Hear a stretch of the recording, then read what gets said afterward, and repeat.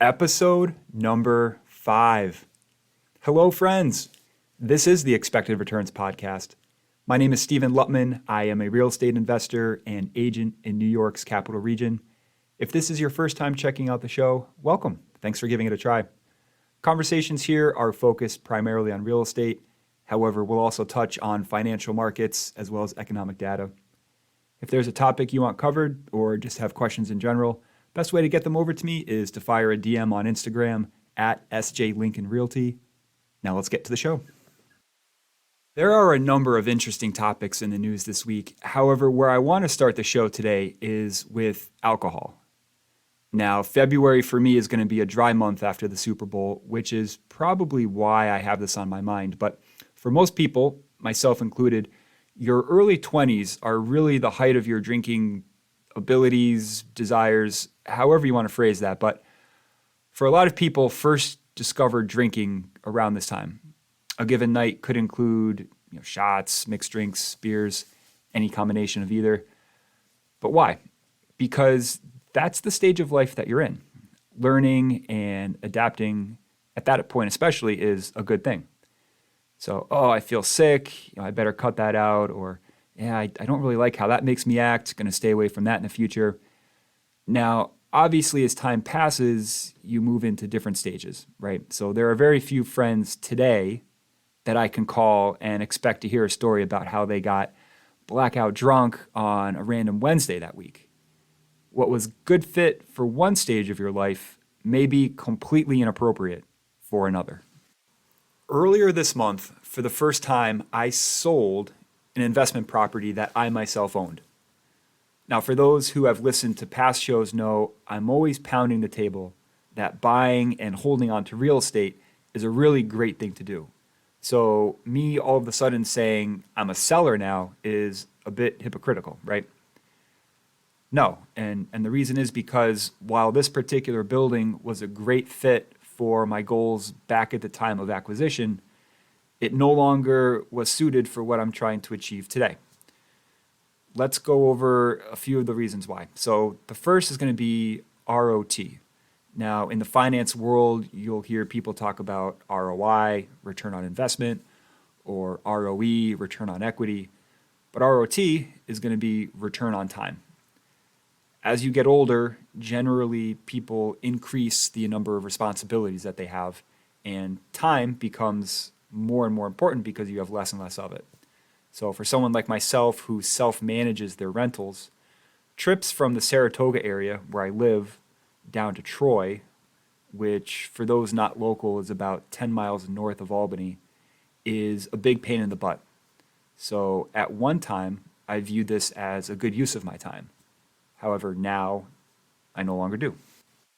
Reason number 2 is going to be cut your losses.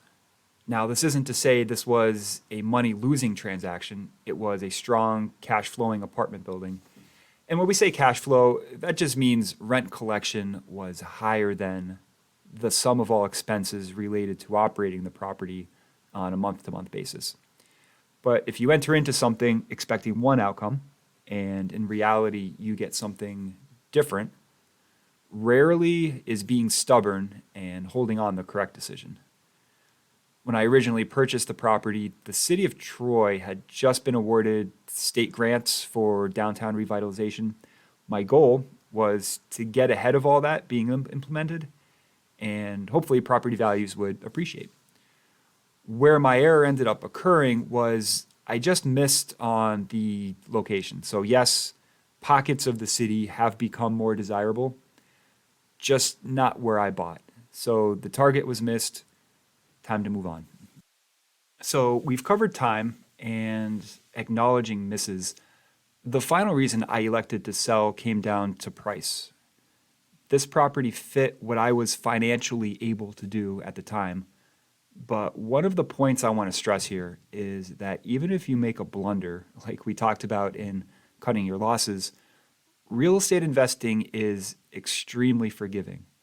And what I mean by that is, this quote mistake still appreciated to the point that sale proceeds can now be used to maybe do something a little bit bigger or maybe in a slightly better neighborhood.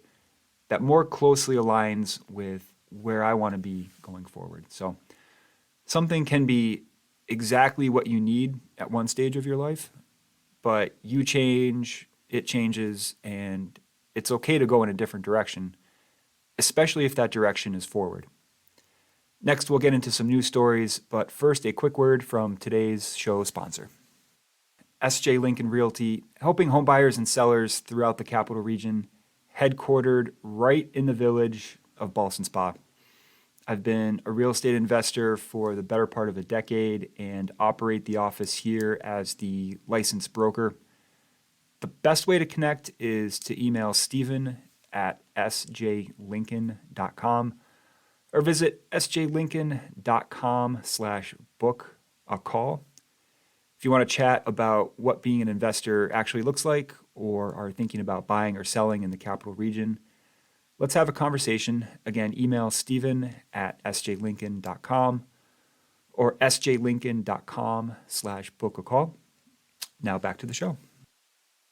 This past week, Saratoga County supervisors held what was called a public listening session on the impact of short-term rentals are having on the area, specifically upon lodging options like hotels and motels. One estimate referenced during the discussion was there are 900 Airbnb type options during the summer, which on the surface seems wildly too high. But regardless, the issue at hand is that all of the standard providers, anything like the Hilton on Broadway, all the way down to small bed and breakfast, all pay a 5% occupancy tax. Whereas if you book, let's say, a VRBO or similar platform, because it falls under the current 4-unit threshold, you avoid that 5% charge. So should this be the case, if you run a short-term rental, should you pay less in taxes than a company down the street does? Of course not. Everyone should be playing on a level playing field, and whoever offers the better product should win. No group should be operating essentially with a 5% head start. The larger question here is, should short-term rentals be allowed in the first place? As someone who operates a small Airbnb, I struggle with this. If you buy a home in a single-family residential neighborhood, should you be able to essentially run a business out of it? The case can easily be made that no, you shouldn't. Instead, you should have bought something commercially zoned that should function as a hotel normally does. A slight tangent here, but I occasionally get calls from folks interested in buying something for the sole purpose of using it as an Airbnb. And my advice to them is always the same. Buy in areas that would support a long-term rental in the event short-term rentals were no longer an option. If legislation changes and you need to pivot to, let's say, year-long leases, financially, can you still make this property work? So Lake George not long ago had a temporary halt on short-term rentals operating within the village. As a host, you are always a few local politicians away from being put out of business. A few too many neighbors complain, or the hotel lobby contributes to the right re-election campaigns. Call me crazy, but if I'm a short-term rental host, and I am, I want to get ahead of this. Encourage the platforms to collect the appropriate taxes before it escalates and they shut us all down. But maybe I'm just being conspiratorial. From something that makes total sense to something that makes almost no sense at all, there's a national radio host out there by the name of Clay Travis. Now, he's mostly a sports guy, but he also has one of the largest conservative talk shows in the entire country. So he floated the idea this past week that in response to pandemic-related financial damages, the United States should voluntarily default on its debt payments to China. This is one of the dumbest ideas I've ever heard someone with a large platform say. Now let's give this some context. Our country spends a lot of money. It receives this money in one of two ways: revenues, which are going to be taxes collected from you and me, and by taking on debt, which are treasury sales. So the US currently owes $30 trillion to those who have previously purchased treasuries. And these are essentially IOUs for future repayment. Roughly a quarter of that 30 trillion are purchased by foreign nations. So fun fact, the country that owns the most of our debt, do you want to take a guess? It's actually Japan, but not far behind is China at $1.1 trillion. Those we elect love, love, love to borrow money. And the reason they keep being able to do so is because our borrowing costs are so cheap. The 10-year Treasury touched 2% this week. And the reason it's so cheap is because we pay people back. The minute you tell China you intend to pay them even 1 penny less than what is owed, that 2% borrowing rate immediately goes to 20. Suddenly, we can no longer fund our military.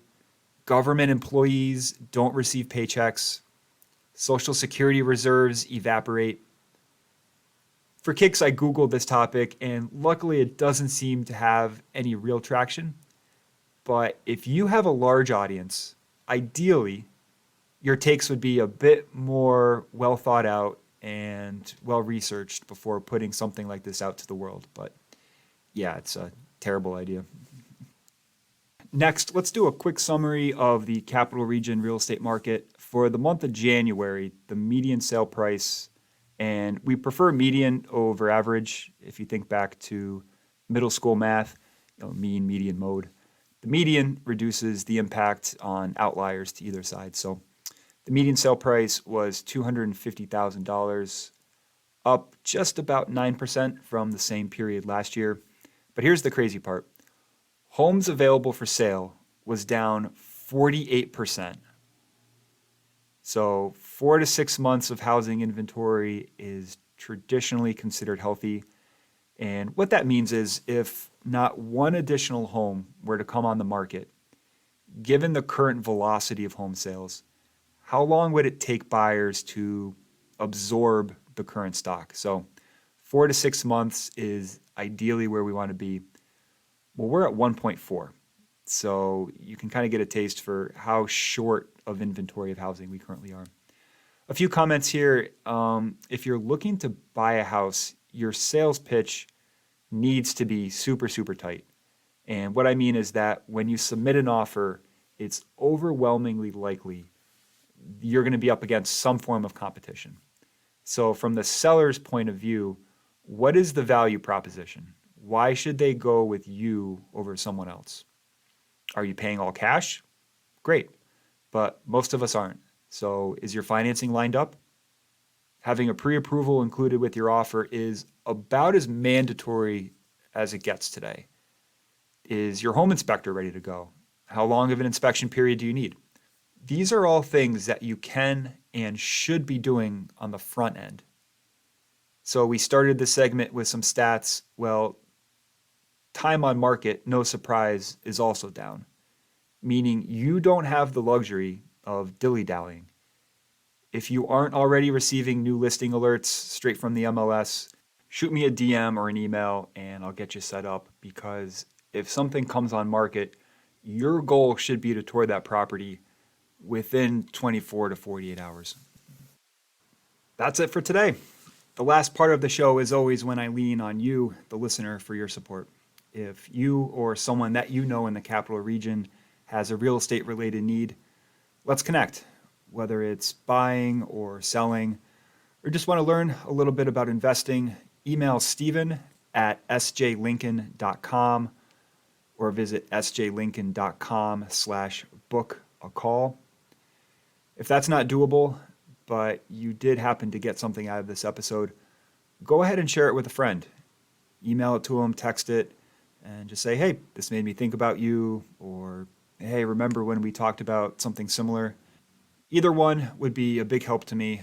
Again, that email is steven@sjlincoln.com, website sjlincoln.com/book-a-call. Thanks for listening, and we'll talk again soon.